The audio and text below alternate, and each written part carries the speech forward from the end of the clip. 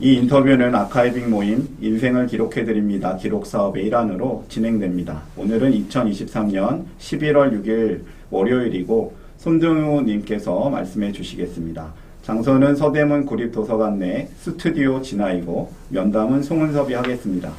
이번 인터뷰의 영상과 녹취문 등은 인생을 기록해드립니다의 기록으로 남게 됩니다. 선생님 안녕하세요. 안녕하세요. 네, 선생님 참 이런 자리에 잘 오셔서 너무 감사합니다. 잠깐 본인 소개 및 하시는 일을 좀 소개해 주시겠습니까? 예, 저도 이런 구술 작업을 꽤 하느라고 하는데 저 이제 묻는 역할만 하다가 질문에 답하는 역할을 하니까 아주 저도 좀 어색한데 하여튼 저는 지금 이제 하고 있는 일은 소위 아카이빙 분야에서 활동을 하는데, 제가 이 분야에 입문한 거는 99년도입니다. 99년도에, 그때가 이제 저는 역사학을 전공으로 박사과정 하고 있던 중인데, 역사학 관련 학회 쪽 선배님들이 이제 기록학이라는 분야가 우리나라에 시작된다. 같이 공부하자. 그래서 이제 입문한 뒤로 논문은 하기는 하여튼 역사학으로 했는데요. 99년부터는 주로 이제 기록학 공부하고, 활동하고, 이 분야에서 생계도 하고, 또 배운 거 가지고 학생들 가르치고, 그런 일을 주로 해오고 있고요. 나중에 기회가 되면 또 말씀드리겠지만, 이제, 기록관리 분야가 99년 아까 시작했다는 게 뭐냐 하면 공공기록물관리법이 그때 생기면서 법과 제도가 생기고 그때부터 이제 이 기록학 인력들을 대학원이나 이제 교육원 등에서 양성해서 각급 기관에 공공기관에 기록연구사라는 직으로 이제 배출하다 보니까 대체로 우리나라의 기록관리가 이제 공공기관 영역부터 시작이 됐고 거기에 뭐라 그럴까요? 하여튼 제도적인 영역, 제도권 영역에서 관심이 이제 많이 집중되고 이런 측면이 있습니다. 그런데 이제 저는 언제부턴가부터 꽤 됐는데요. 한 10여 년 전부터 공공 영역도 물론 중요하고 어느 정도 한계는 있지만 계속 발전해 나가니까 저는 제 원래 취향에도 맞고 어떤 삶의 취향도 맞는 소위 이제 기록관리법이 미치지 않는 영역들, 일반 사람들의 아주 보통스러운 삶의 영역 이런 쪽. 그리고 또 우연찮게 구술 작업을 또 접하게 됐어요. 그게 제가 제 기억으로 처음 구술을 한 게 2008년, 7년경으로 기억이 나는데 근데 또 그게 인연이 돼서 구술체록을 배우고 또 저도 하게 되고 그러다 보니까 이제 민간 영역에서 다양한 삶의 기록을 남기는 일, 그다음에 구술체록을 통해서 사람의 생애사를 남기는 일 이런 일을 저는 이제 지금 좀 관심을 많이 갖고 주력하고 있다고 이렇게 말씀드릴 수 있겠습니다. 네. 우리 선생님을 무척 좋아하는데요. 선생님의 고향, 혹은 사시는 곳, 어디서 사셨는지 좀 궁금합니다. 저를 좋아한다고요? 네. 호감형. 아우, 감사합니다. 뭐 그런 말씀을 다. 고향 물어보시면서. 저희 부모님은 이제 다 월남 하신 분들이세요. 6.25 때. 그래갖고 아버지는 황해도 옹진이시고, 아버지는 이제 39년생이신데 돌아가셨어요. 몇 년 전에. 어머니는 42년생인데 평안북도 정주에서 나셔서 이제 그래갖고 인천에서 피난생활이 아니라 이제 뭐 새로운 정착지죠. 거기서 사시다가 두 분이 만나서 결혼해서 가정을 이루신 건데 그러니까 저는 태어나기는 서울에서 태어났대요. 어렸을 때. 그랬다가 한 서너 살 무렵에 또 다시 인천 가서 초등학교 초반까지 살다가 초등학교 3학년 때 서울로 올라와서 서울에서 쭉 거의 살았어요. 그러니까 우리 시대의 동년배들이 거의 그렇지 않을까 싶은데 안 그런 분들도 계시겠지만 고향 개념이 별로 없어요. 네. 그래서 누가 고향 물어보면 이렇게 길게 얘기해요. 엄마 아버지는 이북분이고 저는 네. 인천 서울 등지에 살았고 이렇게 길게 얘기하게 돼요. 그래서 고향 개념 별로 없고 그래도 이제 친근함은 인천 서울에 좀 많이 있죠. 네. 제가 선생님 좋아한다고 말씀드린 거는 네. 질문을 앞으로 개인적인 질문, 아. 궁금하다 네. 그런 뜻이었습니다. 성장하면서 가장 이렇게 기억이 남는 곳이 있었다면 어디일까요? 장소로서요. 네. 장소로서 그게 뭐 그렇게 많이 이주를 했어요. 이 얘기하면 우리 어머니는 좀 그 얘기 이제 그만해라 그러는데 우리가 이사를 많이 했어요. 처음 듣습니다, 저희는. 이사를 많이 했는데 이제 그게 왜 그러냐면 아버지가 봉급생활자 하셨는데 아버지 봉급 갖고 가게를 좀 늘리려니까 이사해서 조금씩 늘리는 방법밖에 없었대요. 그래갖고 어머님이 이제 이사 많이 한 얘기하면 그러니까 예전에 어떤 아파트 단지 살 때 그 안에서도 막 여러 번 이사를 했거든요. 아침에 학교 갔다가 돌아오는 집은 또 다른 집으로 가고 뭐 이런 몇 달만 요즘처럼 임대차 보호법이 없을 때니까 6개월 단위로도 뭐 3살 때도 그랬고 그러니까 이사 얘기하면 우리 어머니 싫어하는데 저는 그래도 그게 제 삶의 특징이니까 이주를 많이 해서요. 그 지역에 대한 특별한 기억이나 애정은 없고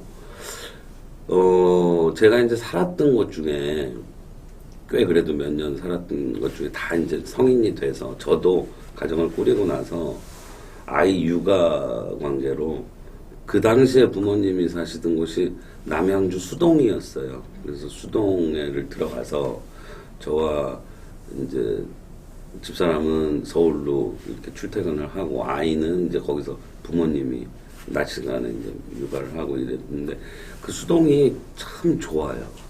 물도 좋고 산도 좋고 다니기는 너무 고생스럽지만 동네가 좋아요. 그래서 그때 한 5년 살았던 것 같은데 금요일 날 퇴근하고 집에 들어가면 월요일 아침에 출근할 때까지 안 나가요.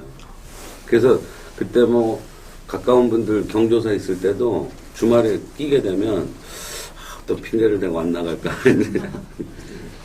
그랬을 만큼 거기는 아주 뭐 공기 좋고 뭐 그 경관 좋고 그랬던 기억이 나고 지금 제가 마포구 성산동에 사는데 거기를 2006년에 이제 그 수동 살다가 2006년에 나와서 지금 한 번 이사하고 쭉 살거든요.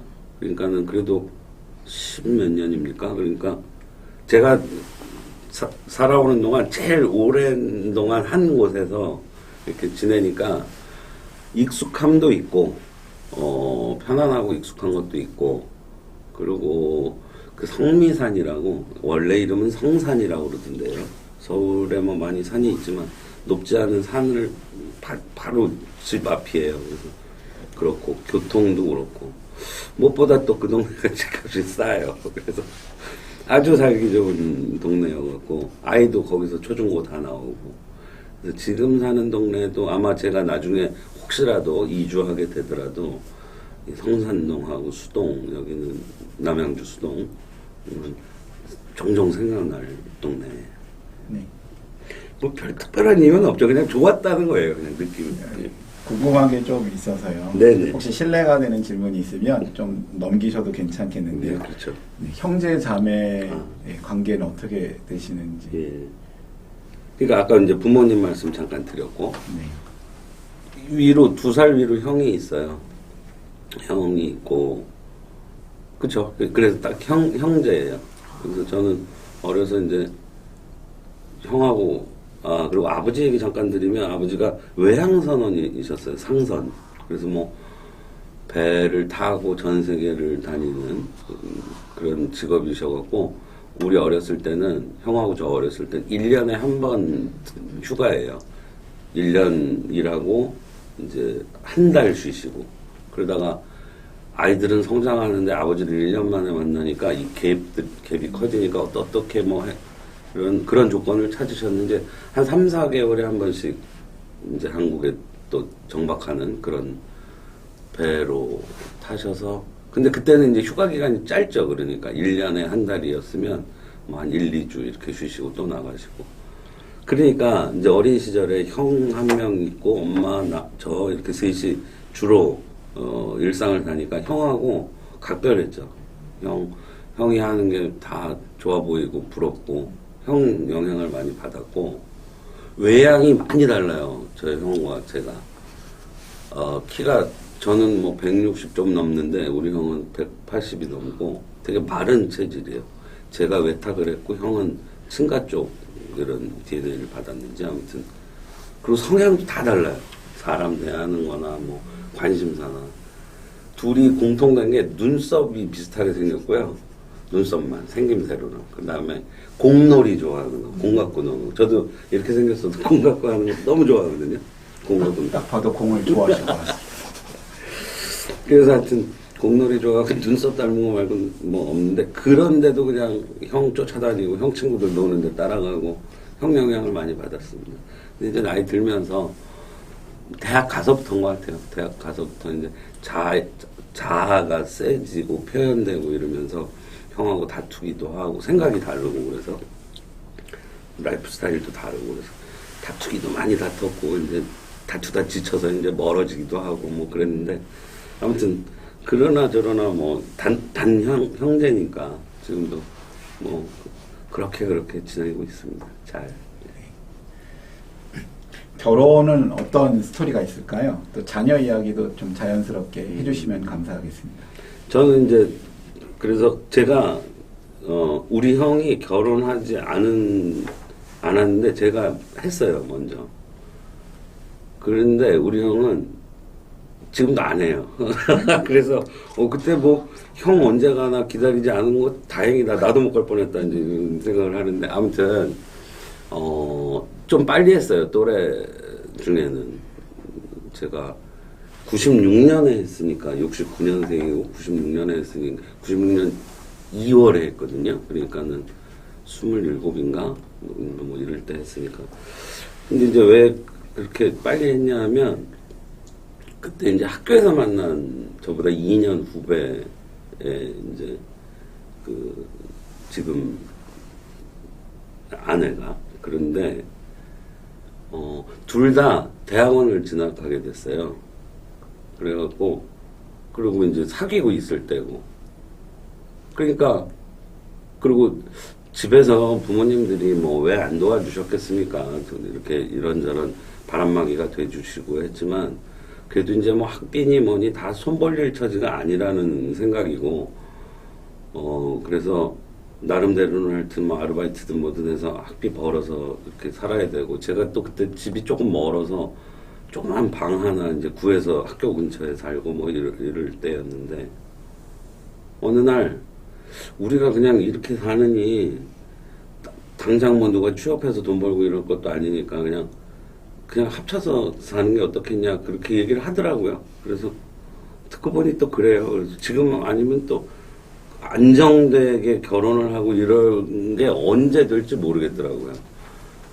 그래서 그래서 일찍 한 거예요. 그래서 일찍 했는데 이제 결혼할 때 각 양가에서 부모님들이 이제 집 구할 정도 그때가 일산 막 개발할 때거든요. 그래서 일산만 해도 좀 비싸서 서울에서는 집을 구할 정도가 못 됐어요. 부모님들이 도와주셔서. 왜 구할 수 있겠죠. 근데 이제 반지하라든지 이런 데를 구하면 너무 우울할 것 같아서 하여튼 지상으로 가려면 어떻게 해야 이제 그러다가 화정이 있더라고요. 화정이 꽃집으로 유명한 곳 혹시 아닙니까? 뭐 거기 하여튼 화훼 단지들도 있고 그랬어요. 지금도 서울 근교에 뭐 있지만 그래서 고양시 화정에서 이제 새로 지은 아파트 전세로 이제 시작을 했죠. 그러다가 거기 그러니까 그때가 이제 둘 다 대학원 다니면서 뭐 학원 아르바이트 해갖고 생활비 모으고 좀씩 해갖고 이제 등록금 내고 등록금 뭐 융자도 받았다가 뭐 조금 열심히 하면 장학금 좀 받았다가 뭐 이러면서 이제 석사과정 때예요. 석사과정 때. 그러니까 어디 강의 나가고 이럴 입장도 못 되고 공부 열심히 해야 되는 그런 때에 이제 결혼해서 살다가 98년에 아이를 가지고 아이를 가지게 되니까 이제 집사람은 공부도 또 일도 잠깐 중단을 했어야 됐고 저 혼자 이제 뭐 생계라고 할 것도 없고 뭐 그냥 닥치는 대로 이것저것 하면서 이제 뭐 이렇게 살았죠.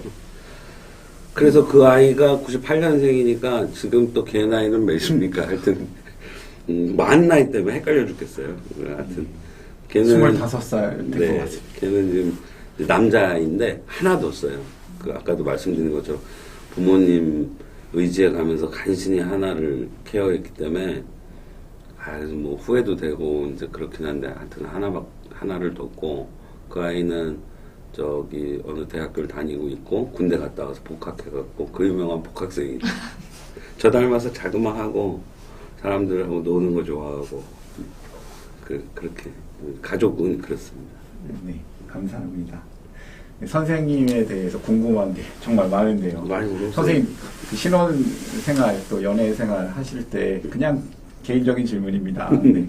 뜨거운 연애를 하셨는지 아니면 뭔가 은은하고 우정, 친구 같은 연애를 하셨는지 뭐 그런 이야기도 좀 해주시면 감사하겠습니다.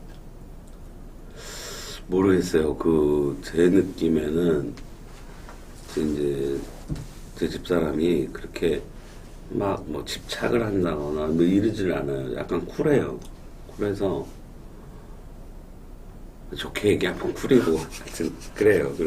그래서 뭐 막 불같은 그런 건 잘 기억이 안 나고 좀 근데 이제 그 반면에 이제 뭐라 그럴까 이렇게 굵직한 믿음은 있죠. 신뢰는 있죠. 그래서 사사롭게 뭐 잔소리를 한다, 소소하게 잔소리를 한다거나 뭐 그런 거는 서로 간에 별로 없는 것 같아요. 이런 거 있잖아요. 결혼하기 전에 요즘도 많이들 그러나 모르겠는데 이제 친구들 소개하잖아요. 그래서 남자 쪽에서 자기 이런저런 친구 모임에 이제 나 이 사람과 결혼해. 그래서 이제 소개하고 여자 또 반대로 내 친구 모임에 남자 데려가서 저희는 그걸 안 했다는 거 아닙니까?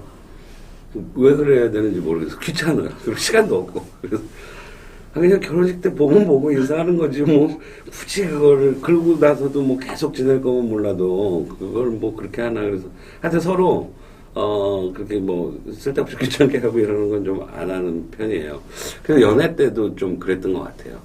그래서 이제 뭐 어떠한 이걸 다 얘기할 수는 없겠고 하여튼 어떠한 과정으로 그럼 우리 사귀는 거야 이제 그렇게 하고도 그냥 기억나는 데이트가 있으셨나요? 그것도 벌써 오래전인 거죠. 좀 1990년대 연애를 했으니까 갈 때가 요즘처럼 많지 않았던 것 같아요. 그래서 뭐 저녁 때 만나서 그냥 이렇게 호프 한잔 하면서 얘기하는 거, 그 다음에 영화 보는 거. 지금도 그렇지만 카페 가서 오래 앉아있고 이런 거는 잘 못해서 그 카페 가고 이런 거는 잘 안 했던 것 같고 술 아니면 영화였던 것 같아요. 그리고 어디 저기 동해 이런 데로 이제 여행 고속버스 타고 차 없었으니까 고속버스 타고 뭐 여행 한두 번 갔던 것 같고 그렇습니다. 네. 선생님의 성격, 선생님의 혹시 MBTI 해보셨냐면 그 MBTI 같은 것도 좀 얘기해 주시면 좋겠습니다. 이거 많이들 하는데 제가 안 해봤어요. 안 해보고 뭐 이제 그 전에는 혈액형 얘기 많이 했잖아요. 혈액형 그것도 뭐 그다지 과학적이지 않다고 생각하면서도 이제 그냥 말 재미삼아 하고 그랬었는데 혈액형은 B형이에요.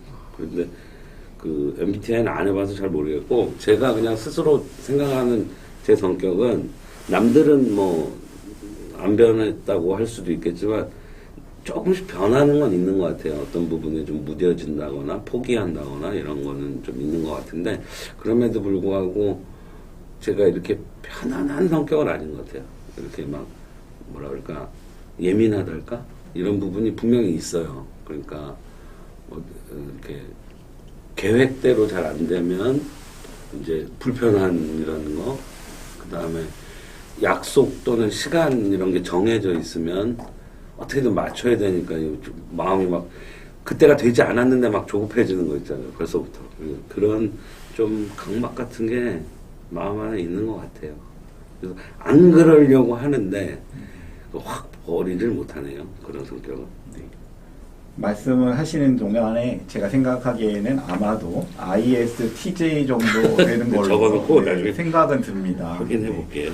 이거는 그냥 면담자의 개인 의견이었습니다. 알겠습니다. 스스로 생각하는 매력 포인트가 있다면 저희 동아리에서는 우리 원장님의 매력이 푸근한 인상, 편안함, 또 새로운 분야에 개척하실 정도의 전문가다. 뭐 이런 게 장점, 매력 포인트라고 했습니다. 스스로 생각하시는 건 어떠신 건지 궁금합니다. 좋게 봐주셔서 감사합니다. 매력이 있는지를 잘 모르겠어요. 왜냐하면 살면서 누가 저 좋다고 막 이런 적이 별로 없어요. 그래서 매력 진짜 그렇게 대놓고 말씀하신 거 오늘 처음 아닌가 싶어요. 선생님 좋다고 얘기해 주셔서 정말 좋은데요. 당황스러운데 네. 아무튼 그래서 이제 매력 진짜 잘 모르겠고요. 아까 이제 성격도 잠깐 얘기했지만 제가 이런 적이 있어요. 저는 선배들 후배들도 좋아하지만 선배들 참 좋아하거든요. 그분들한테 받은 영향들이 있고 뭐 하나라도 다 배웠고 그리고 그분들이 무슨 조건 없이 저한테 뭐 공부면 공부, 인생살이면 인생살이 친하니까 얘기해주고 또 조언 주고 이래서 그래서라기보다 이제 그런 관계여서 선배들 참 좋아해요. 근데 누가 그러더라고요. 야, 네가 선배들 보기에 얼마나 껄끄러운 후배인지 아냐? 이래요. 그래서 왜? 그랬더니 그러니까 담아두지 못하고 얘기를 한다는 거예요. 선배들한테도 아무 형, 뭐 그건 아니지 않아? 이런 얘기를 저 이제 막 목소리 높이고 막 얼굴 붉히고 이러진 않아도 그러니까 선배들이 조용한 암살자. 그러니까 선배들 볼 때 좀 불편할 수도 있겠더라. 이제 이런 생각이 들어요. 그래서 그런데 이제 매력을 물어보셔서 그 말씀을 드리는 건데 어차피 지금까지 그렇게 살아왔는데 저는 그거를 매력으로 삼고 싶어요. 그러니까 누구든지 간에 제가 볼 때 제가 그런 혹시라도 이제 불편한 조언을 했다고 해서 그게 그 사람이 바뀔 거를 기대하고 제가 한다기보다는 참고하시라는 거거든요. 이런 의견도 있다. 형이 그렇게 하시면 이런 불편함도 있고 이렇게 보는 사람도 있으니까 한번 생각해 보시라라고 하는 거지. 형 그렇게 하면 형 안 볼 거야 이런 건 아니거든요. 그러니까 저는 누구에게나 하여튼 그 사람에게 충정으로 좋은 조언을 하는 그런 걸 매력으로 삼고 싶어요. 네. 매력이 워낙 없다 보니까. 지금 말씀하시는 게 매력이십니다. 네. 알겠습니다. 사셨던 동네가 많이 바뀌셨다고 했죠? 예. 기억가 여러 가지 혹시 몇 번의 이사를 하셨는지? 그건 안 돼요. 그건 말하면 우리 어머니가 상처받아요. 알겠습니다. 네. 잘 몰라요. 못 세. 일단은 10번은 넘어가는 곳으로. 10번 훨씬 넘죠. 예. 말도 안 돼요. 네. 사셨던 곳 중에 특히 수동이 기억이 많이 난다고. 다 어른 돼서. 그리고 굳이 지역을 얘기하시니까 막 학교 어디 나왔냐고 이런 것도 물어보시는데 제가 이제 주로 근데 어려서 잠실 쪽에 많이 살았어요. 초등학교 잠일 초등학교라고 지금 있는지 모르겠는데 잠실 1단지에 있어서 잠일이에요. 그래서 거기를 졸업을 했어요. 3학년 때 이제 서울 올라가서 어느 학교 잠깐 한 학기는 아니고 잠실로 이주. 잠실에서 지냈던 어린 시절 기억은 많이 나요. 그때도 친구들 뭐 여전히 그때도 많았고 지금도 그 친구들 다는 아니지만 이제 특별히 친한 친구 하나가 있고 잠실 그러니까 초등학교 선생님 한번 생각해 보시면 초등학교 3, 4, 5, 6학년이 뭐라 그럴까요? 한 사람에게 그 사람마다 다를 수는 있겠네요. 저한테는 그때 막 여러 가지 추억과 인간관계들 뭐 이런 게 자꾸 떠올라요. 자꾸 떠오르고 교훈도 생기고 새삼스러운 분노도 생기고 뭐 이제 이런 잠실에서 지냈던 생각, 그때 그 당시 거기가 또 막 계속 변해요. 잠실이 그때도 그래서 그 생각이 많이 나요. 초등학교, 중학교, 고등학교 말 나오신 김에 뭐 웬만하면 좀 질문을 피하지 마시고 얘기해 주시면 좋을 것 같은데요. 글쎄요, 요즘 뭐라 그러죠? 강남 8학번 뭐 이러죠. 그때도 같은 그쪽이 이제 교육열이 높아서 일부러 이주하는 분들도 있었던 걸로 기억해요. 그런데 뭐 아까 말씀드린 대로 잠실 살다가 그다음에 이제 중학교 때는 반포 갔다가 뭐 요 동네에서 지내다 보니까 학교는 이제 배정받는 대로 갔어요. 근데 잠실에서 반포 갈 때는 이사를 했기 때문에 이제 그렇게 간 거고, 고등학교는 그냥 거기 사는데도 하여튼 그 학교가 돼서 이렇게 됐는데, 잠일 초등학교를 다녔고 반포 중학교를 다녔고, 단대부고라고 단국대학교 사범대학 부속고등학교인데 저희가 2기예요. 위로 선배 한 기수밖에 없어요. 신설고등학교. 단국공고는 오래됐는데 한 울타리 안에 있어요. 단국공고, 단대부고, 단국중학교 이렇게 세 학교가 한 울타리 안에 있었는데, 공고는 좀 오래됐고 부속고등학교는 2회로 제가 입학을 해서 졸업을 했고, 학교는 그렇게 다녔습니다. 네, 네. 학교에 대한 뭐 기억이 좀 나는 부분들이 있으신지요? 그 학생은 한 반에 몇 명이었는지, 네. 친구들은 어땠는지. 초등학교 때는요, 저희 때, 아까 잠실도 막 변했다 그랬잖아요. 오전 오후반 들어보셨어요? 오전 오후반도 했어요. 저도 그렇게 다녔어요. 학생이 많아갖고. 그래갖고 옆 단지에 학교가 생기면서 이제 아이들이 쭉 빠져나가면 이제 그때 좀 안정돼. 그리고 어느 학년 성적표를 보면요, 100 몇 중에 몇 등 이렇게 돼서 한 반이 100명이 넘는 거예요.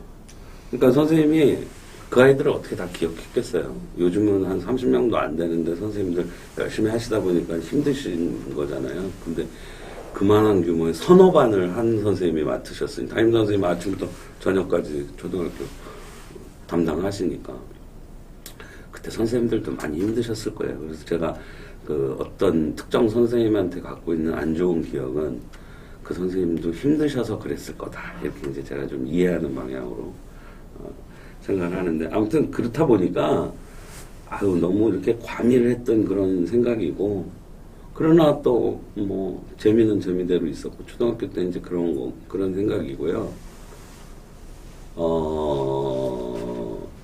중학교, 고등학교는 아까 학교 이름도 말씀드렸는데, 그 공부를 굉장히 많이 하게 하는 그런 학교예요. 근데 이건 순전히 제 입장이죠. 비교해 보면 그래도 반포중학교가 훨씬 인간적이었어요. 그러니까 뭔가 동기를 갖고 공부를 하게끔 이런 절차가 있었어요. 절차가. 고등학교는 그런 거 없어요. 그냥 패는 거지.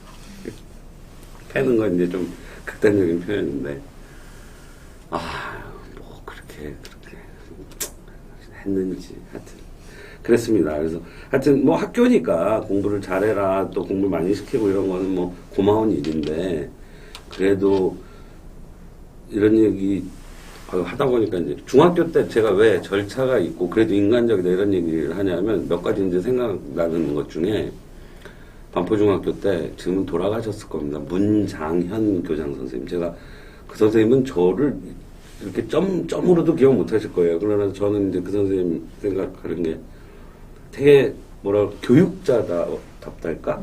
어린 마음에도. 그래서 그 전부터 했는지, 그 교장 선생님의 어떤 그 정책으로 했는지 그건 잘 모르겠지만, 저희 때 학교 다닐 때 사물과의 대화라는 게 있었어요. 글짓기 하는 건데요. 학생이 학교에서 만나는 사물, 펜이면 펜, 노트면 노트, 교과서면 교과서하고 대화하는 거예요. 그 애를 의인화해서, 대상을 의인화해서. 1년에 한 번 했는지 한 학기에 한 번 했는지 모르겠어요. 근데 사물과의 대화라는 그 제목은 또 또렷이 기억이 나요. 그게 세상을 보는데 참 도움이 돼요. 그러니까 함부로 나와 내 주변을 함부로 대하지 않고 뭔가 이렇게 존중하게 된달까? 그렇게 표현은 그때 하지 않았지만 그런 일이 있었고, 그다음에 독서진단이라고 그래서, 그것도 독서진단이라는 명칭이 그대로 기억이 나요. 이제 새 학기가 되면 교과서를 이렇게 쌓아놓고 시험이에요. 시험 문제가 이렇게 나오는데, 교과서 본문에 어디를 실어놓고 괄호를 쳐놓은 거예요. 그러면 이제 예를 들어 뭐 생물이다 그러면 생물 시험지 놓고 그냥 앞뒤 없이 지문 하나가 나오면 걔가 이 생물책 몇 페이지에 있는지를 찾아갖고 쓰는 거예요. 그 이제 뭐냐면 방학 동안 새 교과서 한번 읽고 와라 그거예요. 근데 이 독서 진단은 성적에 반영이 안 돼요. 그냥 하는 거예요. 못했다고 뭐라 그러는 사람도 없고 혼내지도 않죠. 그런 것들이 방학 때 우리가 좀 해야 될 게 이런 것들이 있구나 이렇게 어린 아이들이지만 생각하게 해주고 내가 접하는 내 주변의 모든 것들하고 이렇게 존중감을 갖고 살아야 된다 이런 생각을 갖게 해준 그런 거라고 저는 지금도 이해하고 꽤 좋은 기억으로 갖고 있어서 중학교 때 이제 그런 게 있고요. 솔직히 고등학교 때는 상당히 비인간적이었어요. 남학교기도 했고 일단 교문 많은 학교들이 그랬을 텐데 교문 들어갈 때 교련 선생님들 딱 서 있다가 복장 뭐 두 발 저기 하면 막 끌고 가고 뭐 패고 아침부터 패고 시작하는 거죠. 그리고 군인도 아닌데 뭐 단결 이렇게 하고 들어가고 뭐 그리고 뭐 선생님들 들어오셔갖고 특히 어학 수업 같은 거 그날 날도 오늘 6일이면 6번, 16번, 26번 이렇게 해갖고 쭉 이렇게 해갖고 얘 외우다가 이제 끊어지면 그 다음 때리고 다음 계속 그 뭐 소위 앙지 과목이라고 하는 것도 시험지 프린트물 쭉 나눠주고 가로놓기 하고 하여튼 뭐 점수를 잘 받기 위한 각종 교육기법인지는 몰라도 기법을 동원하는 그런 분위기였으니까 일탈만 모색하는 거죠. 야간 자율학습 땡땡이 칠 수 없을까? 주말에 학교 안 가고 어디 갈 데 없을까? 애들하고. 근데 뭐 그렇게 많은 친구들하고 그러니까 그런 생활이니까 뭐 한 7시쯤 나갔을 거예요. 학교를 7시쯤 일찍 가는 편이에요. 학교는 하여튼 초등학교 때부터 대학교 때까지 그냥 뭐가 그렇게 궁금하고 가고 싶은지 일찍 가요. 눈만 떠지면 하여튼 일찍 가요. 수희 아저씨한테 문 열어달라는 적도 많고 가갖고 애들 오기 기다리는 거죠. 뭐. 그런 편이고 그리고 이제 야간 자율학습 절대 10시까지 했으니까 고등학교 때는 뭐 뭐 이렇게 뭐 크게 저기 작정하고 왜 우리 때는 날라리 뭐 이런 표현 썼는데 작정하고 그렇게 놀 게 아니면 그렇게 틈이 많지 않았어요. 그래갖고 그냥 틈 봐서 이렇게 놀러 다닐 꿈꾸고 이제 뭐 그랬던 것 같고요. 중학교 때는 한 60명, 70명 한 반이었던 것 같고요. 근데 전체 몇 반인지 기억이 안 나고 고등학교 때는 15반이었어요. 우리 학년은. 그런데 이과 10반, 문과 5반, 한 반에 70명 이렇게 됐어요. 그러니까 1000명이 넘죠, 한 학년이. 요즘도 이제 뭐 동문회 단톡방 있고 그런데 거의 몰라요. 한 반 했던 애들 정도만 알지 거의 잘 몰라요. 그런 시절에 다녔습니다. 네. 혹시 기억나는 친구 중에 또 아주 유명해진 친구가 있다든지 아니면 좀 지금도 저보다 농담이고 있을 텐데 생각을 안 해봤네. 유명 그러니까 언뜻 생각나는 가수하는 친구도 있고 왜 안 유명하죠? 제 친구들은 있을 텐데 알겠습니다. 네. 생각을 안 해봤어요.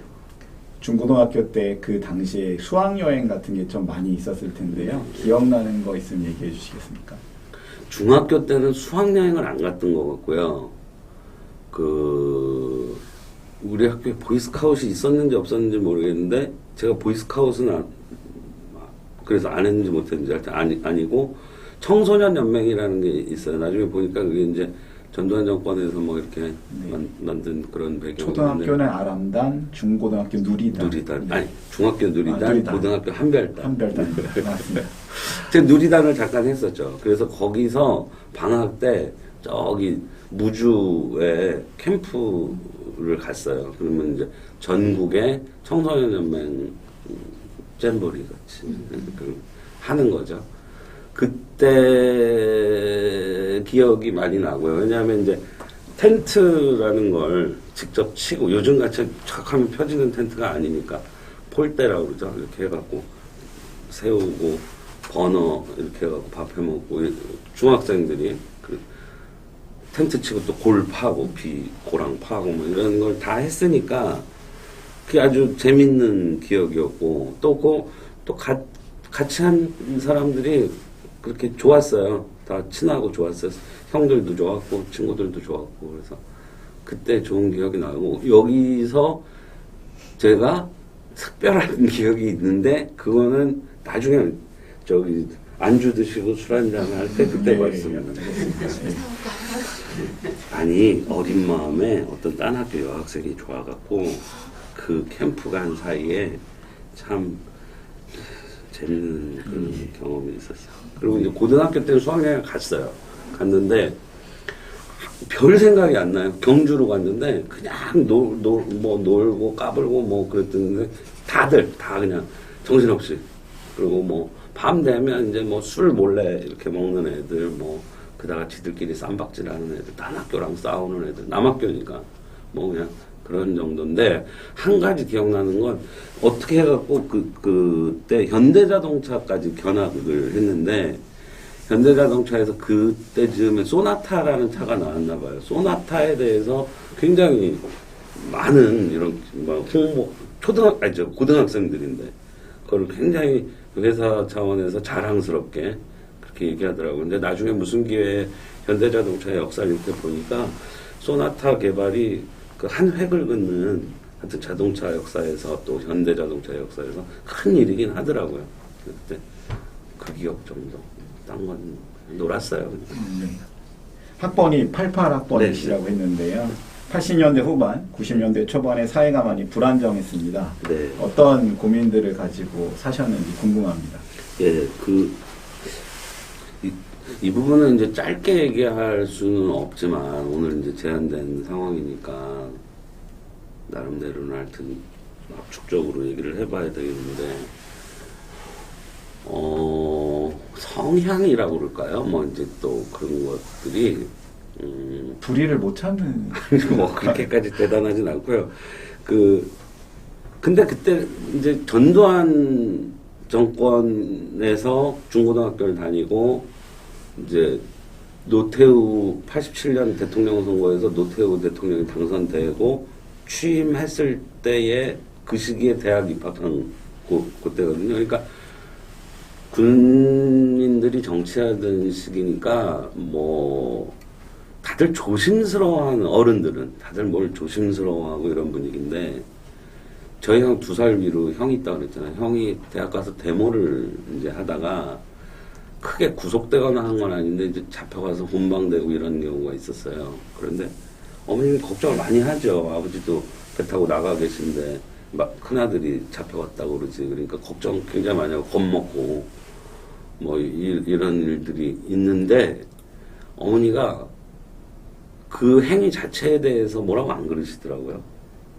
그래서 우리 형이 하는 행동이 나쁜 행동이 아니구나 정도는 알고 이제 대학에 들어갔죠. 대학에 들어갔는데 이 사회상에 대해서 뭔가 새롭게 알게 된 게 너무 많고 충격적인 거예요. 그냥 조금씩 뭐 이렇게 듣거나 뭐 이런 거 하고는 전혀 질이 다른. 예를 들면 뭐 대표적으로 광주 5.18 운동, 민주화 운동 관련해서는 영상 같은 걸 저는 대학 가서 처음 봤거든요. 그때 진압하던 영상이라고.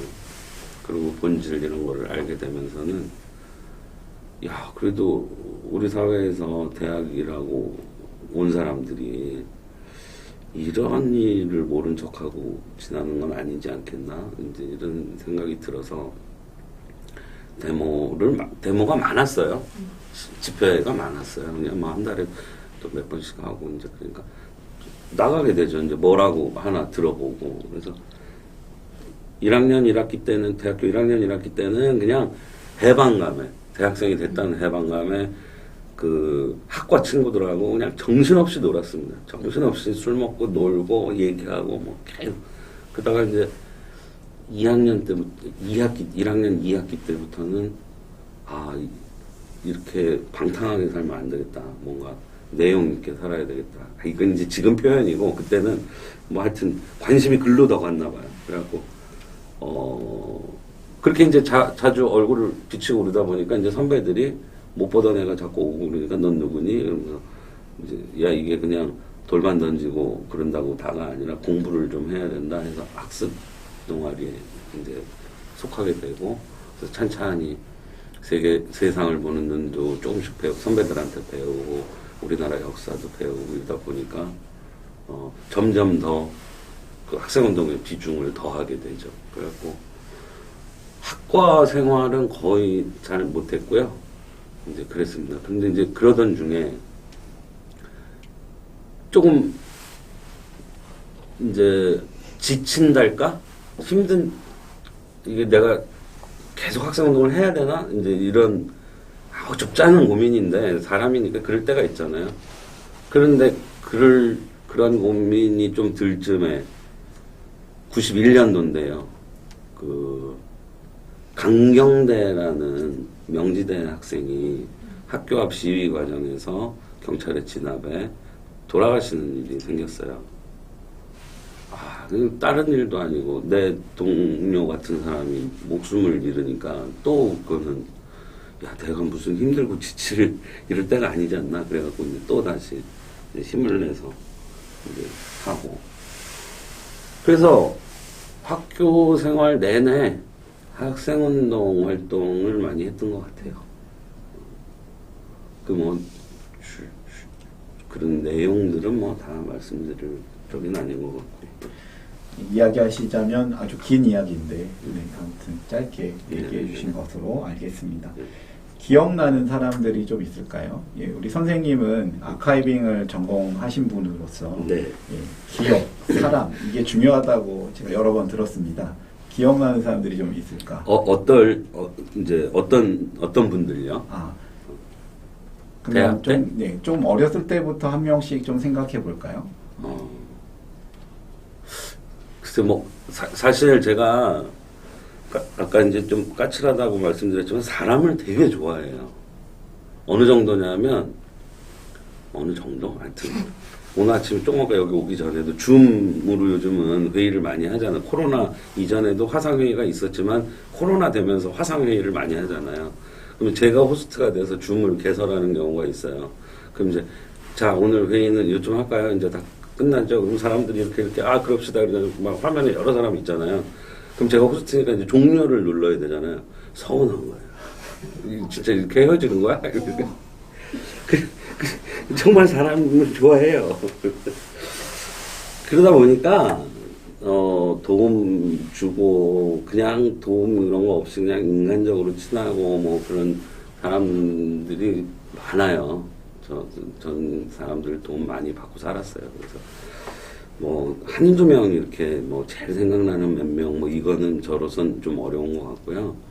그 한 명 이제 남인데 꼭 혈육처럼 지내는 한 사람 많은데 그것도 많은데 오래된 사람 하나가 이제 초등학교 친구예요. 초등학교 친구인데 10살 때 만났으니까 40년 넘었잖아요. 그 친구는 이렇게 보면 알아요. 이렇게 표정 보면 알고 그냥 먼 구실이라도 내갖고 하여튼 만나고 그런 친구인데 요즘에는 뭐 1년에 한 2-3번 보나? 그리고 전화는 가끔 하고 꼭 형제 같은 친구가 있어요. 김재훈이라고 재훈 그 친구는 지금 일산에 사는데 근데 그 녀석도 어떻게 공교롭게 저기를 안 했어. 결혼을 안 하고 혼자 그렇게 뭐가 재밌는지 하여튼 혼자 그렇게 살아요. 그 녀석의 삶이 궁금해요. 앞으로 어떻게 살지. 이 친구의 기존은 뭐냐면 조금 벌고 조금 쓰자 이거예요.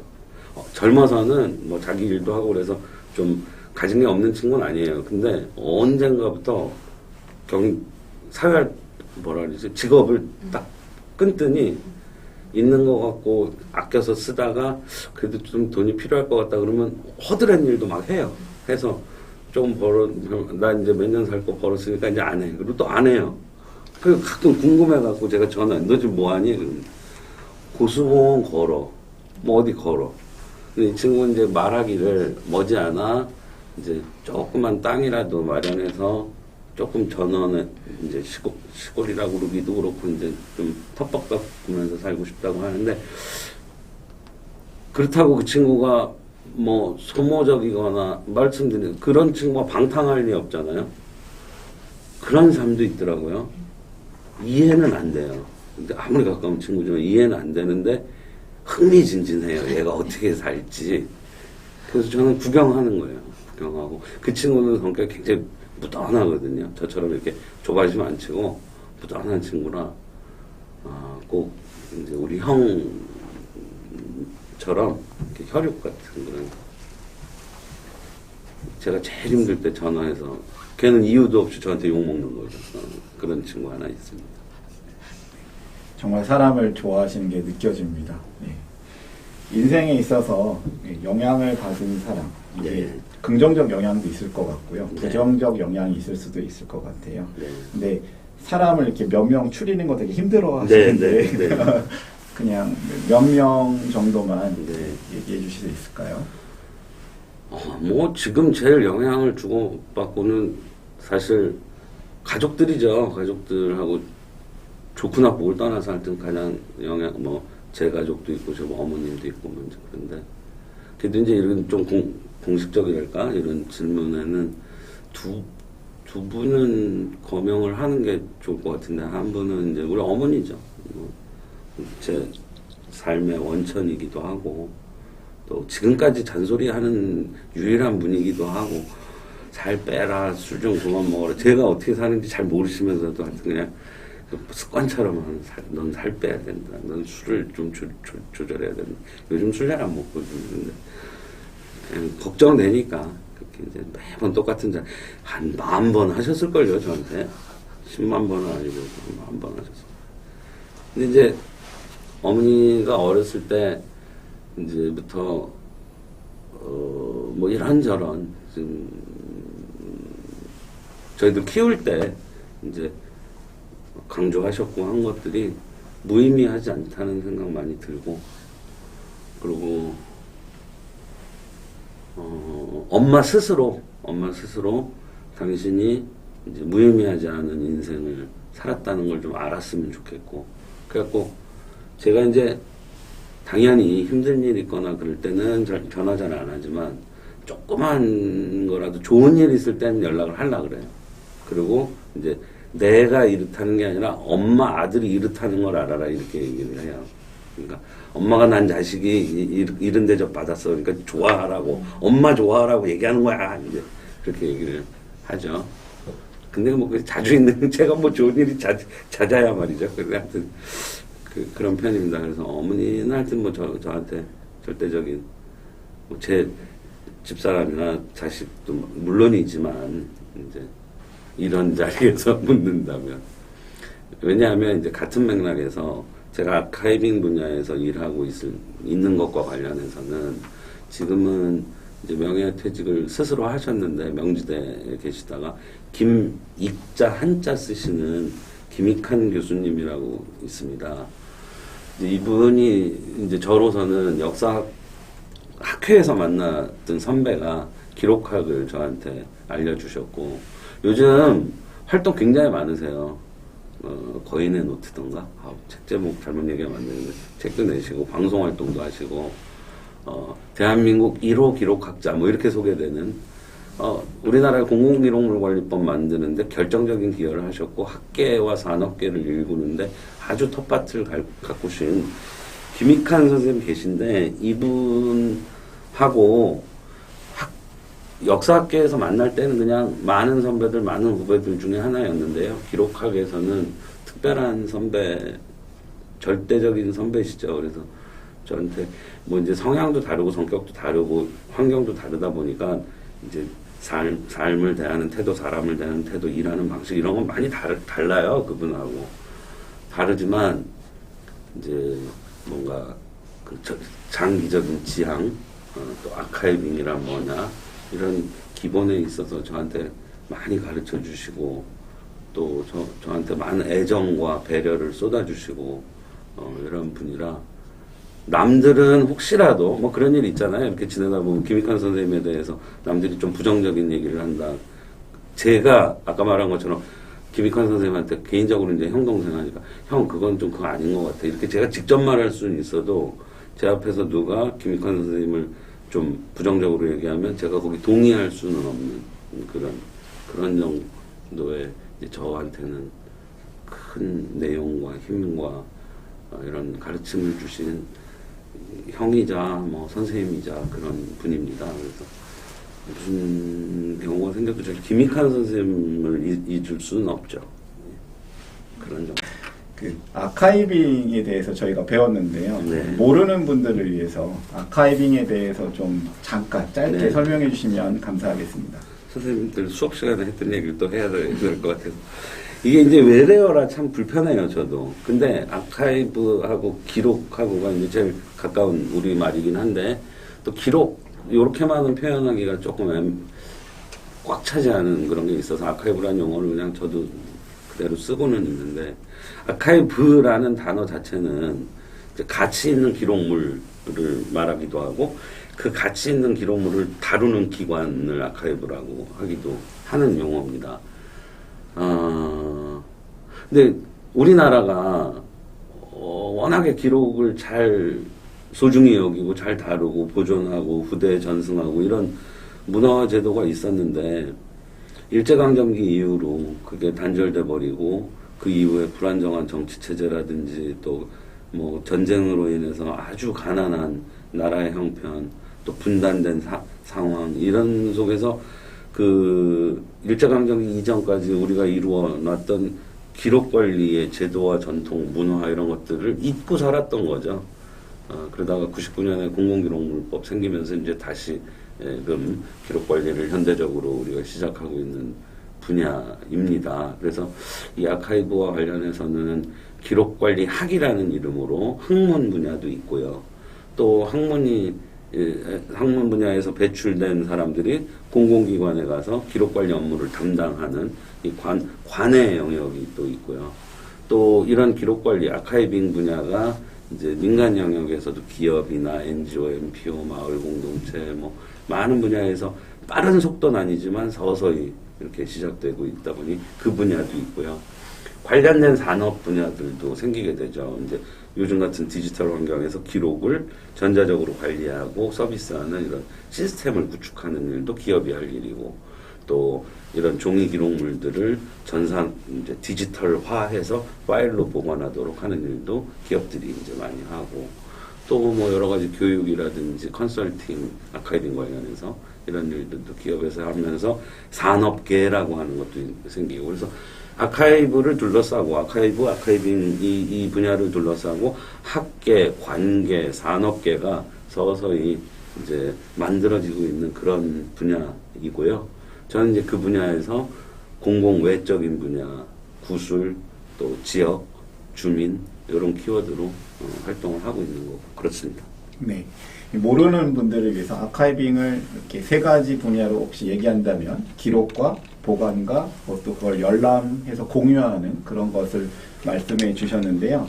이 아카이빙 기록에 관해서 언제부터 관심이 시작되셨는지요? 뭐 개인 인터뷰니까 개인적인 얘기를 하는 거죠. 네. 그 아까 이제 88년도에 대학 입학했을 때는 제가 이제 토목공학과를 입학을 했거든요. 근데 말씀드린 대로 이제 학생운동에 전념하다 보니까 학과 공부는 게을리하고 졸업할 때 나는 세상에 나가서 어떻게 살아야 되나 이제 이런 고민을 할 때 주변 선후배들하고 저는 이제 그런 고민거리가 생기면 되도록 사람들하고 얘기를 많이 하는 편이거든요. 어렸을 때부터. 근데 뭐 답을 주진 않아요. 그들이 그냥 술만 먹는 거죠. 근데 그 같이 있는 것만으로도 생각이 정리되고 힐링이 되고 또 제 얘기를 하면서 정리되고 이런 게 있으니까. 아무튼 그래서 저는 이제 정리하면 그런 생각을 했어요. 계속 데모를 할 수는 없을 것 같다. 내가 40, 50 먹어서도 계속 데모해서 뭘 바꾸자고 하면 나한테도 불행이고 사회에도 불행일 것 같다. 그 언제까지 우리 사회가 계속 그래야 되냐 하시는 분들 응원하면서 나는 좀 대안적 발언을 할 수 있는 그런 역량을 갖추는 쪽으로 하자. 그리고 그 학생운동에 데모만 한 게 아니니까 어떤 제가 뭐 직책 이런 걸 좀 맡는 일이 있었는데 그때 공부가 재밌다는 걸 알았어요. 이과에서 공대로 넘어오는 과정에서 공부란 건 너무너무 하기 싫은 일이었는데 사회 현상에 대해서 역사에 대해서 공부하는 게 이게 굉장히 의미 있고 재밌구나라는 걸 그때 아는 거예요. 그래서 공부 내가 한번 할 수 있겠다 그런 생각을 갖고 이제 한국 근현대사를 전공으로 해서 진학을 했단 말이죠. 그러니까 학부 베이스 없이 대학원에 진학했으니 얼마나 공부할 게 많겠어요. 그래서 제가 석사 마치고 박사 진학할 때는 한문 시험도 있고 그래서 한 학기를 일부러 진학을 안 하고 서당 다니고 그랬어요. 준비를 해야 되니까. 애 낳고 분유값은 벌어야 되는데 서당 다녀보세요. 깝깝합니다. 제가 저를 봐도 한심해요. 아무튼 그랬는데 박사과정 입학해서도 늘 제 부족함에 대한 이런 게 있었어요. 그랬는데 기록 관리를 선배들이 아까 김익환 선생님 등이 제안하니까 그래 내가 뭐래도 배워야 하는 입장에서 기록이라는 분야는 뭐 역사학하고 그냥 만나는 분야니까 배워야 되겠다. 그냥 덜컥 시작을 한 거예요. 뭔지도 모르고 그냥 뭐라도 배워야 된다는 내가 이 분야를 잘 공부하려면 그랬는데 역사 공부를 잘하기 위해서 기록 분야를 접한 건데 역사를 이렇게 하고 기록 분야로 이렇게 됐습니다. 네. 보니까 박사학위 논문이 안창호의 정치활동 연구라는 논문으로 한국사 전공을 하셨는데요. 또 한국사랑 또 아카이빙은 좀 차이가 있잖아요. 네. 아카이빙은 언제 어디서부터 이제 시작을 하신 건지 그게 궁금합니다. 그러니까 99년에 그 선배들과 함께 시작할 때가 뭐냐면 대학원과 함께 교육원도 생겼어요. 교육원은 1년짜리. 대학원은 이제 학위를 주는 석박사 과정. 99년에 저는 박사 과정 중이니까 또 대학원을 갈 입장이 아니니까 교육원을 들어간 거죠. 명지대 부설교육원을. 그래서 이제 학문으로서 접한 게 그때가 처음인 겁니다. 그렇게 해서 시작을 했어요. 했는데, 그게 하여튼 어떻게 그게 참 미묘하게 만났는데, 제 모교에서, 대학에서 대학 기록관을 만들게 됐어요. 그래서 그냥 저는 기록학에 막 입문했을 시점에 짧은 지식 가지고 제 모교 대학 기록관 만드는데 참여하고 그 기록관에서 연구원으로 한 만 6년 이렇게 일도 하고 그런 면으로는 좀 운이 좋은 편이었죠. 공부 시작, 일 시작 그걸 이제 같이 그렇게 하게 됐었습니다. 아카이빙을 배우시면서 네. 어떤 공부들을 하셨고 또 어떤 기억들이 있으신지도 좀 여쭤보고 싶습니다. 공부를 잘 안 한 거 같아요. 공부 잘 안 하고 그냥 그게 또 그런 게 그래도 지금은 이제 조금 교재 나온 것도 있고 그런데 그때 처음에는 기록학이라는 분야가 막 생겼을 때는 교재가 없잖아요. 그러니까 외국에서 유학하신 분들 중에 아카이벌 사이언스 이제 외국의 영어식 표현으로 기록학을 공부하신 분, 또 유럽에서 공부하신 분, 중국이나 이런 데서 공부하신 분들이 당신께서 공부하신 내용들이나 아니면 그때 접했던 책들을 어떻게 구해갖고 복사해갖고 이렇게 세미나 하듯이 수업을 했어요. 어떤 선생님이 무슨 과목을 가르친다 이건 있었지만 그 선생님들이 일방적으로 강의한다기보다는 교재 놓고 같이 토론하는 방식이 더 많았어요. 그래서 이제 그리고 그 선생님들이 워낙 겸손하니까 너희나 우리나 다 비슷한 거야 이제 이렇게 하면서 가르쳐 주셨지만 절대 그렇게 생각 안 하죠. 가르침을 받은 건 사실인데 교재가 많지 않아서 그렇게 했었던 것 같고요. 지금도 뭐 내나 비슷하지만 이제 기록 관리의 공정이 다 수업 과목이에요. 그러니까 수집이면 수집 과목이 있는 거고 정리 분류면 정리 분류 과목이 있고 보존 과목이 있고 서비스하는 기록물을 세상에 공개하는 이런 과정에 대한 수업이 있고 근데 이제 요 사이에서 여러 지류들이 생기는 거죠. 뭐 서비스하기 위해서 콘텐츠를 어떻게 개발하느냐, 서비스를 온라인으로 할 땐 어떻게 하냐, 오프라인으로 할 땐 어떻게 하냐, 뭐 이런 예를 들면 그런 식으로 수업들이 계속 진화 발전해오고 있죠.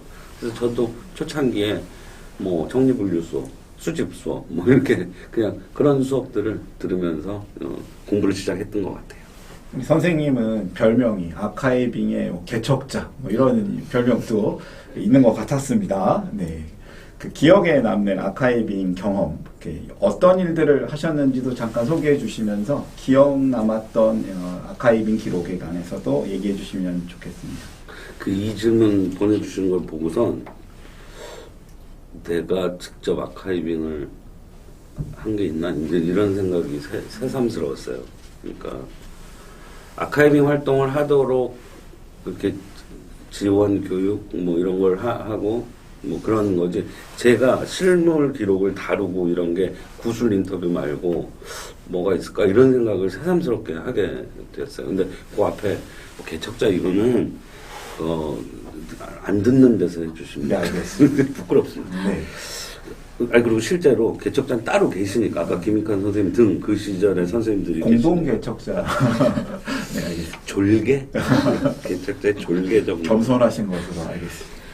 그 시대의 막내격으로 시작한 건 맞아요. 그러니까 바지 그대부터 개척팀 쫓아가는 개척팀원에 그 얘기는 이제 그만하시고 근데 이제 아까 말씀드렸듯이 기록학 분야를 막 시작할 때 제 모교의 대학 기록관에서 그때 기록관리 실무를 배웠던 거예요. 배웠다기보다 한 거예요. 그러니까 공부 배우면서 실무하면서 그러니까 저로서는 지금 돌이켜볼 때 굉장히 행운이었다. 기록관 아카이브라는 것 자체가 낯설 시절에 한 대학에서 이걸 만들어서 기록물 수집해서 관리, 보존, 시스템 개발 이거를 한 6년 동안 다 해봤으니 이 경험을 남들은 하기 힘들죠. 그래서 그 점에 대해서는 너무 고맙게 그 시절을 생각합니다. 그것도 뭐 1, 2년 잠깐이 아니라 6년, 만 6년 이상 했으니까요.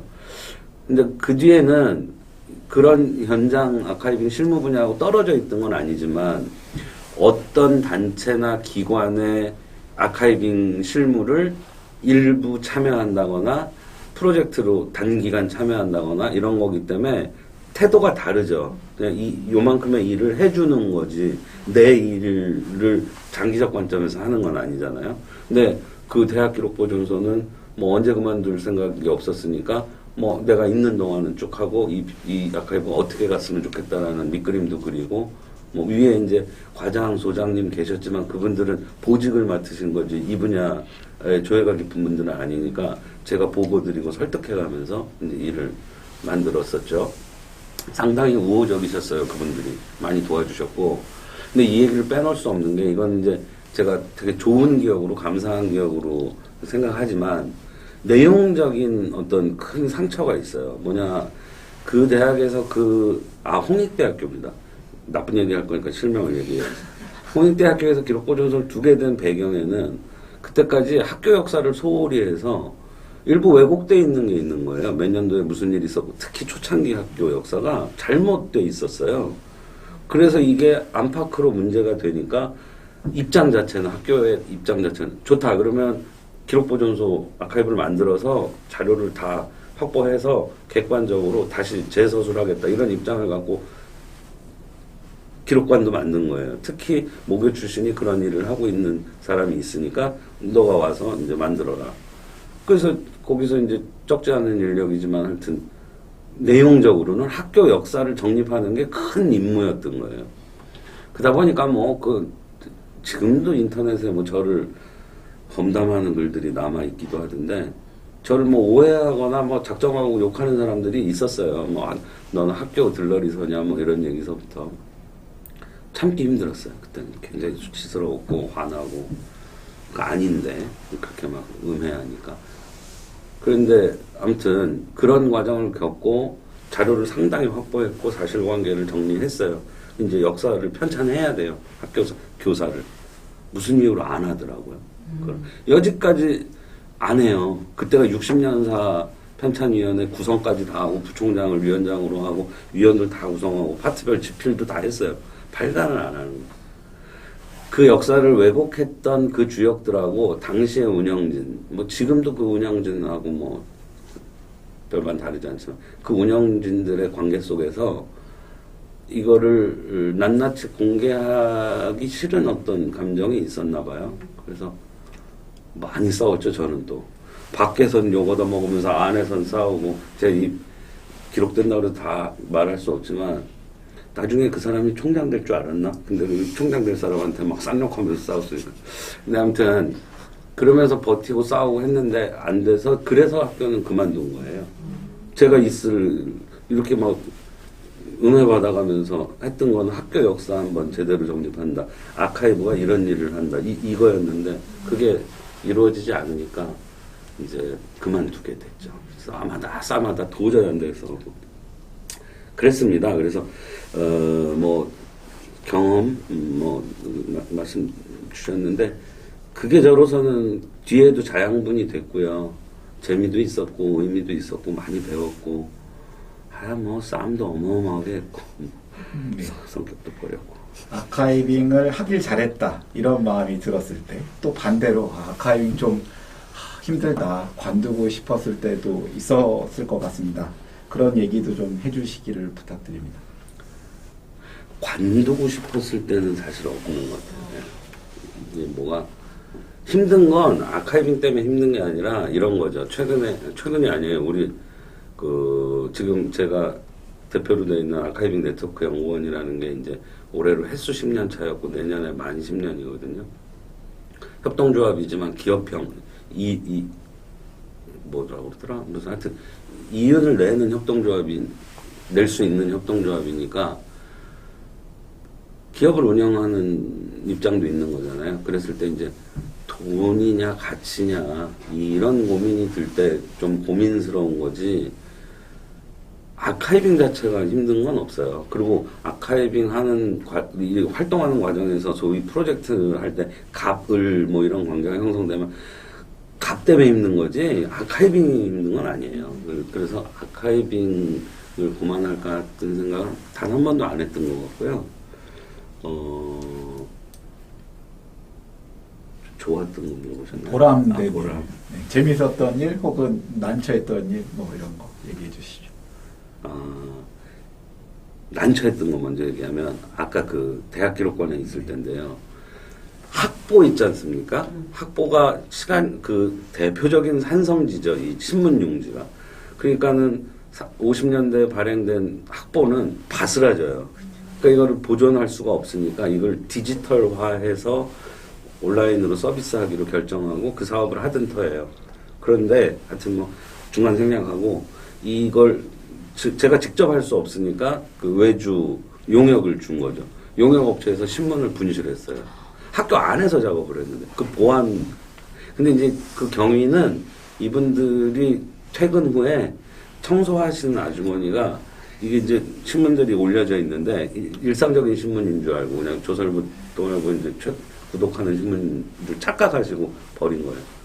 다음날 출근한 이 해당 기업 사람들은 뭐 페이지 경로 따라서 가서 막 했는데 아주 그냥 코앞에서 분쇄된 걸 확인했다고 이제 피드백이 왔어요. 저는 사표 냈죠. 기록 담당자가 기록을 분실했는. 기업의 책임은 기업의 책임이고 학교 안에서는 제 책임인 거잖아요. 제가 아무리 계약직 연구원이었어도 사표 냈어요. 사표 냈는데 이제 과장소장이 이제 반려하면서 방법을 찾아보자. 이게 네가 사표 낸다고 해결될 일이 아니다. 천만다행으로 복본이 있었어요. 학교에. 그 두 벌이 있었던 거죠. 그래갖고 정말 저는 그때 참 그랬어요.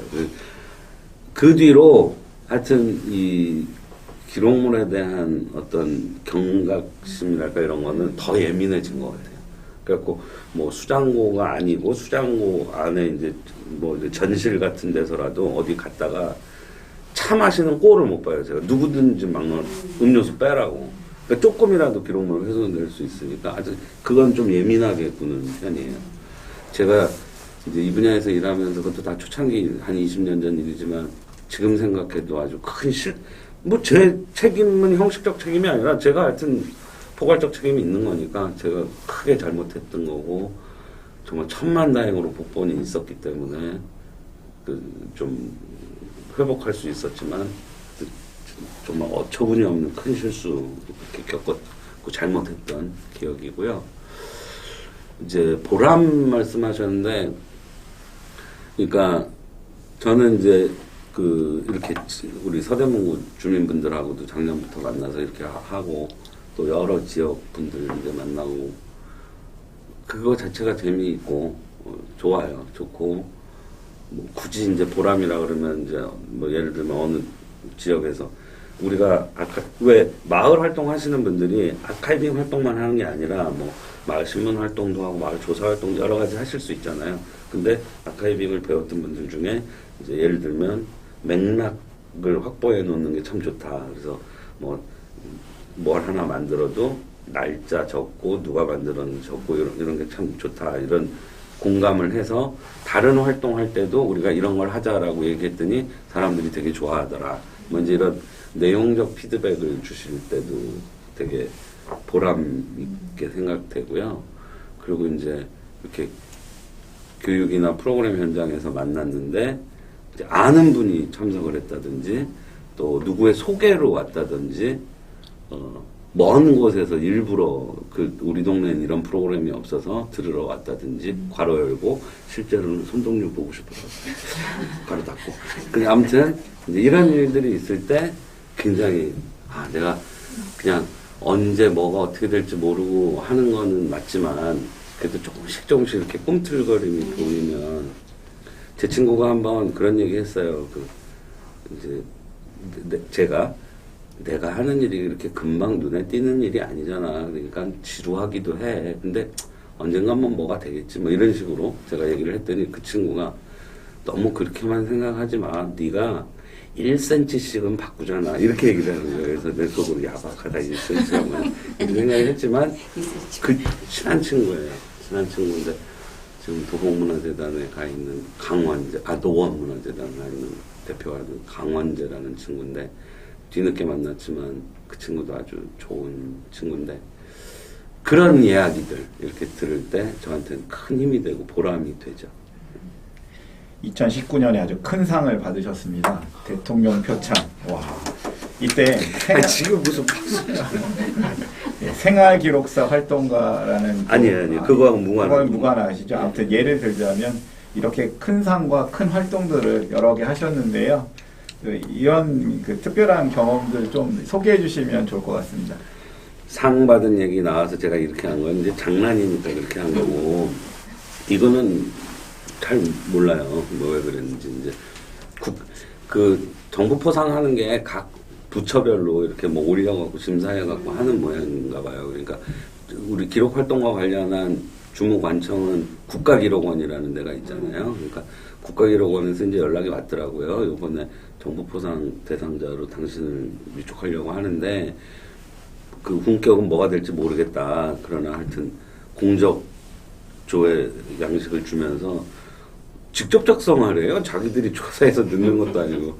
그러니까 뭐 있는 거 없는 거 다 넣은 거죠. 뭐 내가 이런 것도 했고 이런 것도 했고 다 아주 막 그냥 막 다 넣었어요. 근데 이제 그때 좀 고민을 했던 게 그런 거에 약간 늦는 것 같아요. 이 판단이. 귀찮은 거예요. 이걸 작성하는 게. 좀 할 일이 많은데 뭘 공적조서를 작성하나 싶어갖고 그냥 안 한다 그랬어요. 처음에.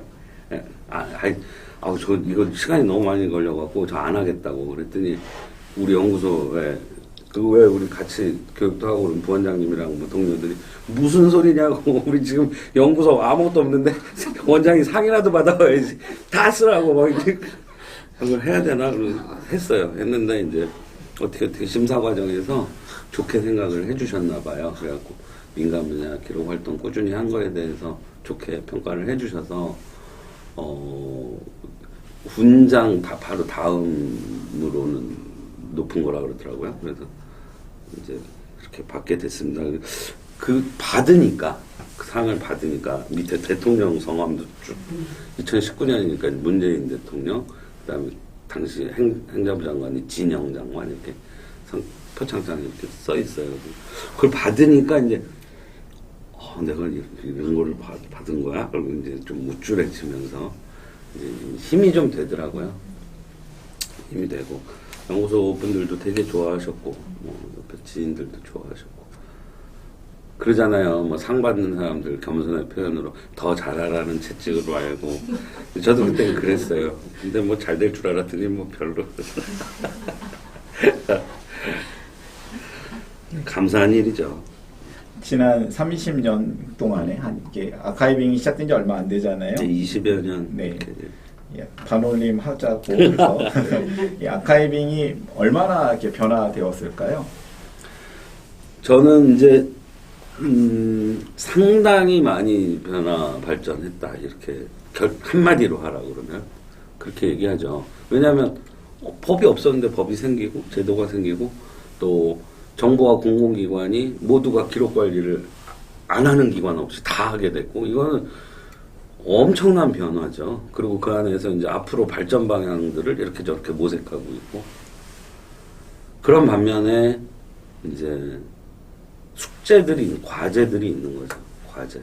또 앞으로 개선해야 될 과제. 지금 오긴 왔는데 이제 좀 불합리하게 온 부분들, 부족하게 온 부분들 이걸 개선해 나가야 되는 과제가 있고 과제와는 또 좀 다른 측면으로 악용하는 사람들이 있어요.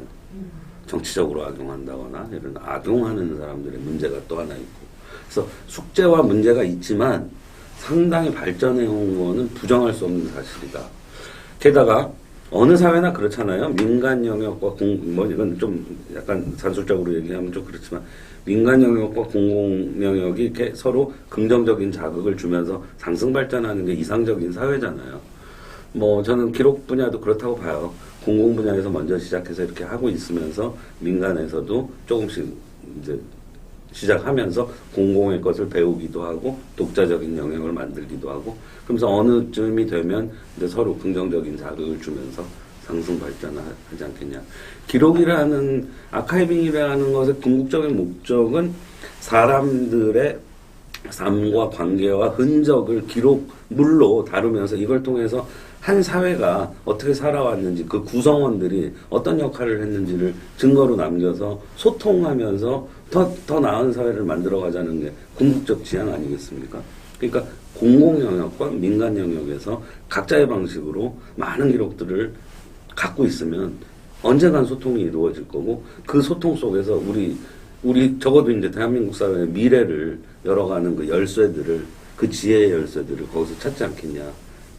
그걸 당기고 싶은 마음인 건데 몇 년 뭐 며칠 이렇게 숫자로 말할 부분은 아니어서 그냥 이제 바램으로 갖고 활동하고 있습니다. 네. 과거에는 이 기록을 남긴다는 게 개인이 하기 좀 어려운 일이었습니다. 맞습니다. 네. 점점 바뀌면서 개인도 하고 또 민간, 뭐 기업, 뭐 협동조합 등등 또 지자체 등 여러 형태의 기록, 아카이빙들이 나타나기 시작됐는데요. 원장님은 어떤 분야의 아카이빙을 더 좋아하시는지 또 집중하고 싶으신지 또 아카이빙 사업에 대한 계획과 또 소망, 꿈이 있다면 천천히 말씀해 주십시오. 이게 이제 좀 다 어렴풋해요. 그러니까 연구소를 만들 때에 그때 제가 명지대학교의 연구교수로 구술 한국학중앙연구원에서 하는 한국현대사 구술 사업을 10년 프로젝트, 장기 프로젝트를 이제 명지대 팀에 속해서 명지대가 이제 우리나라 정당 정치 분야를 담당하고 있었거든요. 그래서 이제 시작해서 지낼 즈음에 이게 10년 계약이 돼 있는 계약직 교수 신분이니까 10년 지나도 제가 50이 안 될까 이럴 때니까 그 뒤에 난 어떻게 살아야 되지? 이제 또 그때도 연구교수라는 계약직 교수분들이 다 그러실 텐데 생계가 충분할 정도의 급여를 보장받는 건 아니에요. 일정 부분 보장받는 거니까 다른 일을 해야 돼요. 프로젝트나 생계를 위해서.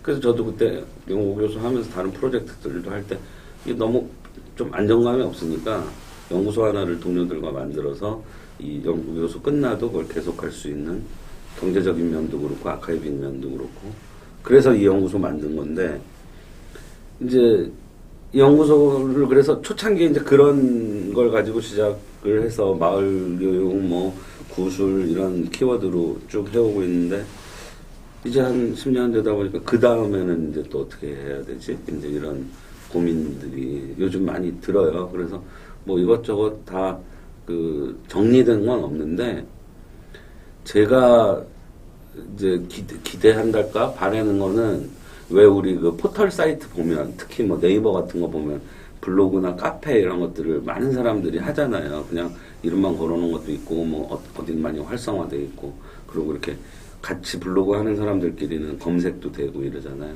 그러니까 아카이브도 개인 또는 민간의 단체나 동아리 이런 데서 카페 운영하듯이 그런 아카이브들을 많이 갖고 있는 기록물을 통해서 서로 소통하면서 아, 저 사람들은 저런 생각 갖고 있구나. 저 사람들 저런 경험을 했네. 생전 보지 못한 사람들의 새로운 경험들을 간접 경험하면서 이해의 폭을 넓혀나가는 그런 세상이 되면 좋겠다.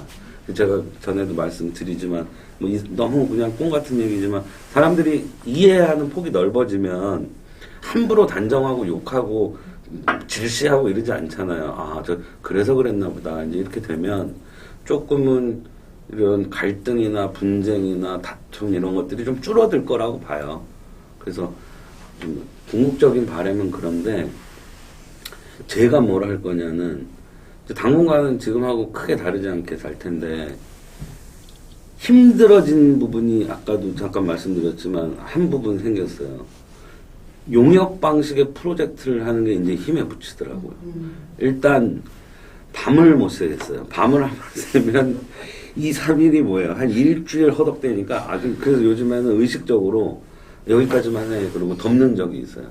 그러니까 예전에는 제 문서 작업의 퀄리티가 제가 만족할 때까지 몸을 던졌다면 이제는 몸이 허락하는 데까지만 가요.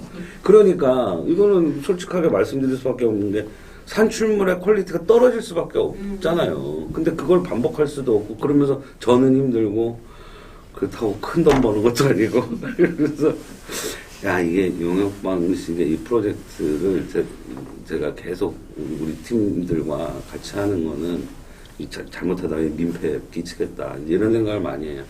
그러나 경제 생활은 해야 되고 또 하여튼 이 지금 내용적으로 하고 있는 일은 이어가야 되고 이러니까 어떤 일들을 좀 앞으로는 새로 펼쳐내면 좋을까 그까지 키워드를 얘기하면 이게 노하우를 알겠습니다. 네. 언제까지 일을 하실 수 있을 거라 하시는지요? 그리고 또 언제까지 이 일을 하고 또 그 다음엔 또 어떤 일로 이어졌으면 좋겠는지 생각도 있으신지요? 연구소 초창기에 이제 우리 연구원들도 많이 있고 그럴 때는 제가 그런 생각을 했어요. 60살, 제가 물리적인 나이로 물리적인 나이 60에는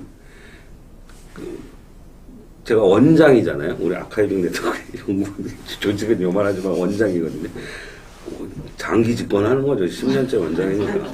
근데 이제 60살이 됐을 때는 선임연구원, 책임연구원 정도로 직책을 갖고 싶다. 그래서 이제 전업에서는 물러나서 이 후배 연구원들이 만들어내는 산출물을 검토하고 잔소리하는 게 아니라 이거를 다듬어서 좀 더 품질 높게 이렇게 만드는 역할을 해주면 이 젊은 친구들도 좋고 저도 나이 먹은 사람이 할 일 아니겠는가. 너무 그럴 수 있으면 너무 좋다 이제 이런 생각을 했어요. 근데 이제 연구원들이 하나 나가고 둘 나가고 다 나가요. 힘드니까 나갔어요. 나가서 연구소가 막 그러잖아 작은데 더 쪼그라드는 거예요.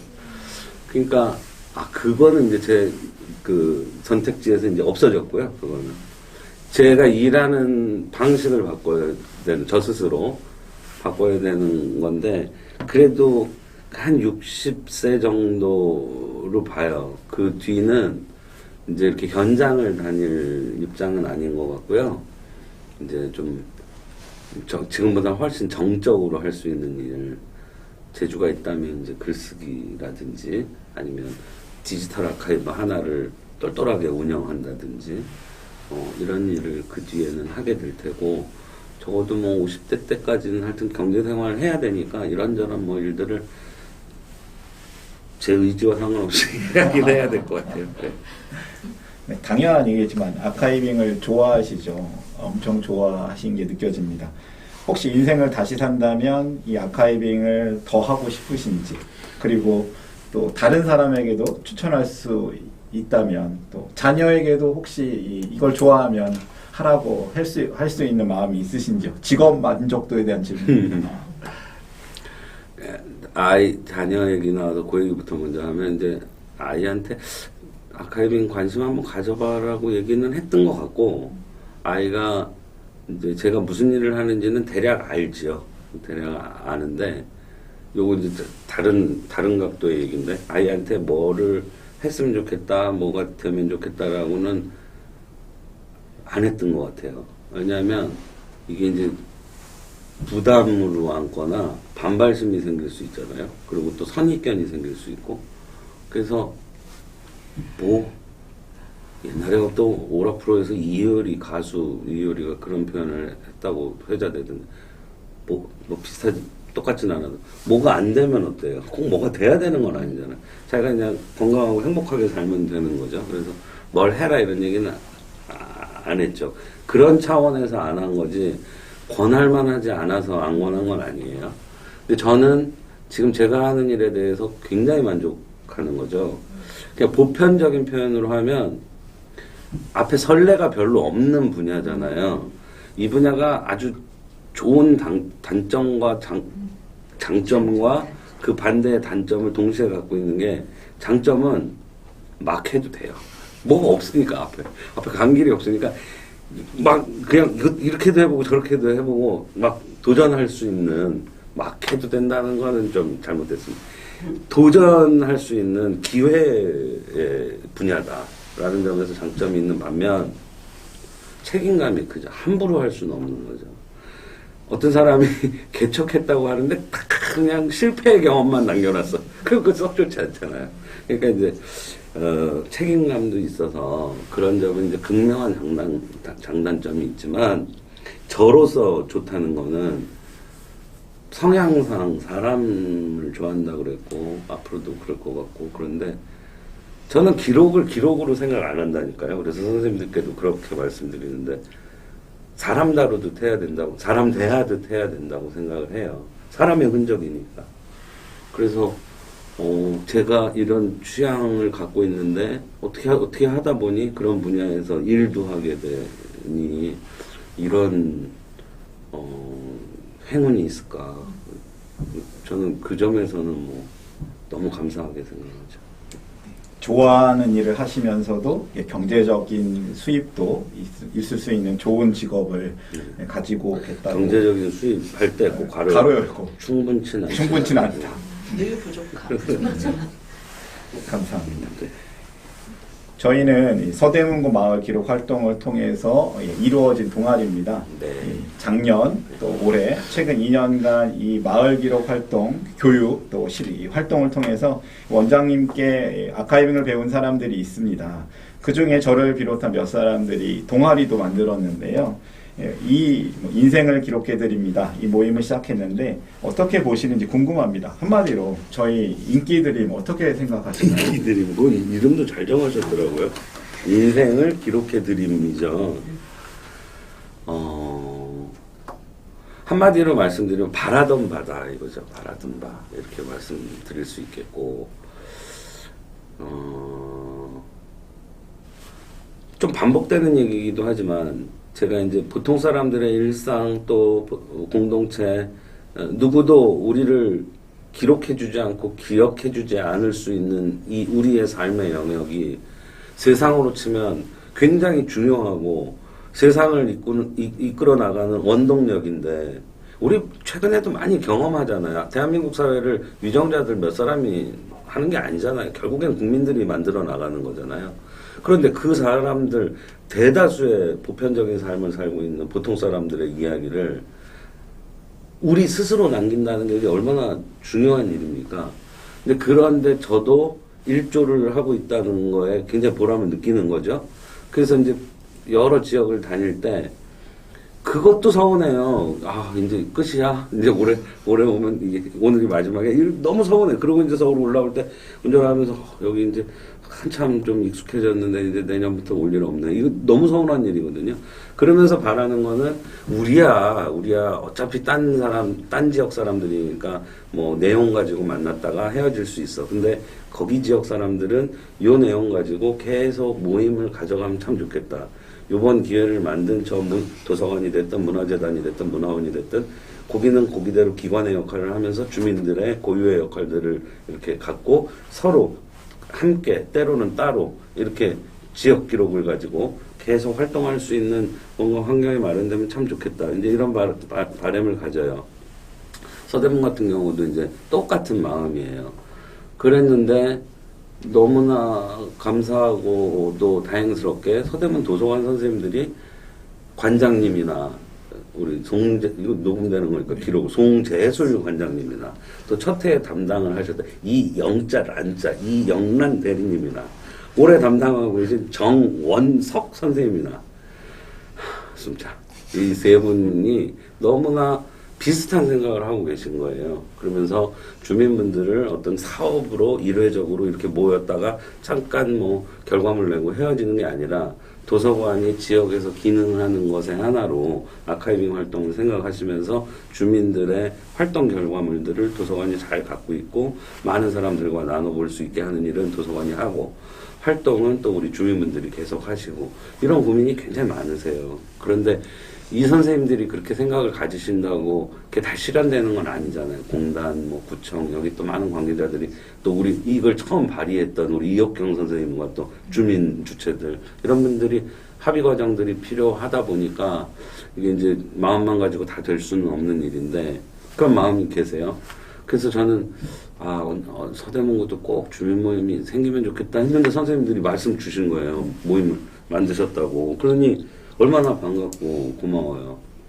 그래서 이런 모임이 주민들이 이제 서로 좋아서 만든 이 모임이 저는 제일 중요한 건 지속되는 거라고 봐요. 버티면 이기는 거죠. 정말 우리가 환갑되고 칠순돼서도 이런 얘기 하면서 계속 만날 수 있는 그 지속. 저는 이게 제일 중요하다고 생각하거든요. 그래서 아까 이제 사전에 송은섭 선생님 한 달에 한 명을 인터뷰하더라도 꾸준히 해보고 싶다. 그러면서 한 1000명 넘기고 싶다. 도대체 이게 산수가 되는지 모르겠지만 아무튼 그런 꿈을 얘기하실 때 제가 다 마음이 벅찼어요. 언젠가 그렇게 될 수 있으면 좋겠다.